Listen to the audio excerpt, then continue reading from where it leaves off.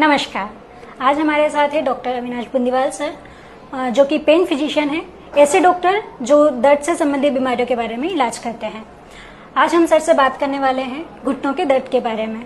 तो सर, आज आप प्लीज हमें बताइए कि ये किस उम्र में होता है और क्यों होता है। ठीक है, बहुत बहुत धन्यवाद पूजा। घुटनों का दर्द सामान्यतः ऐसा दर्द है जो उम्र दराज लोगों में होता है, लेकिन आधुनिक जीवन शैली के बिगड़ने के कारण ये 40 और 45 साल की उम्र में भी अब होने लगा है।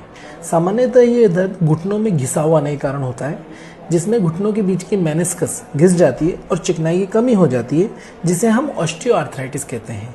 और इस ऑस्टियोआर्थराइटिस के कारण घुटनों में दर्द पैदा होता है। सर, कई बार पेशेंट्स बताते हैं कि उनको कटर कटर की आवाज़ आती है, तो इसका कारण बता सकते हैं आप? जैसा कि मैंने आपको बताया कि घुटनों में घिसाव आना, घुटनों के बीच में मेनिस्कस होती है जिसे हम गादी कहते हैं। जैसे जैसे उम्र बढ़ती है वो घिसने लगती है और घिसने के कारण दोनों हड्डियां घुटने की एक दूसरे के पास आने लगती है। ऐसी अवस्था में जब घुटना मुड़ता है तो ये हड्डियां आपस में टकराती हैं और उस टकराने के कारण जो आवाज़ आती है उसी को तुम कटर कटर की आवाज़ बोल रही हो। ठीक है। तो सर, इसका इलाज एकमात्र सिर्फ ऑपरेशन ही है या कुछ और इलाज भी हो सकता है? सिर्फ ऑपरेशन इलाज है ऐसा कहना निश्चित रूप से सही नहीं होगा। अन्य इलाज आजकल ऐसे आ गए हैं जिनसे ऑपरेशन से बचा जा सकता है। तो सबसे पहले तो इलाज ये है कि आप अपनी जीवनचर्या को व्यवस्थित करो। ठीक है, व्यायाम पे ध्यान दो। ठीक है, ताकि घुटनों पे लोड कम हो।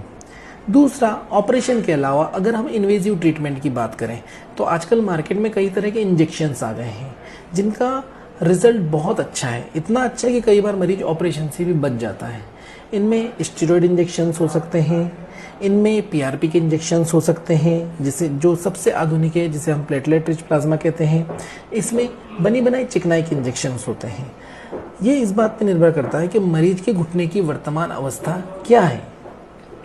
तो इंजेक्शन से इलाज एक सुरक्षित और ऑपरेशन का विकल्प बन सकने वाला इलाज है। Okay sir. सर, इसमें फिजियोथेरेपी का कितना फायदा होता है और हम कितना व्यायाम, किस तरह का व्यायाम कर सकते हैं? निश्चित रूप से फिजियोथेरेपी का बहुत फायदा होता है, लेकिन फिजियोथेरेपी हमेशा ट्रेन फिजियोथेरेपिस्ट के गाइडेंस में ही करनी चाहिए। कई बार घुटने में सूजन होती है और जब हम उस दौरान व्यायाम करते हैं तो घुटने में दर्द बढ़ भी सकता है। तो इस बात का ध्यान रखना है कि निश्चित रूप से फिजियोथेरेपी बहुत फ़ायदेमंद है, व्यायाम बहुत फ़ायदेमंद है, जैसे चलना, स्विमिंग करना, वाटर वॉक आदि। लेकिन दौड़ने का परहेज करना चाहिए। ठीक है, और फिजियोथेरेपी अंडर गुड गाइड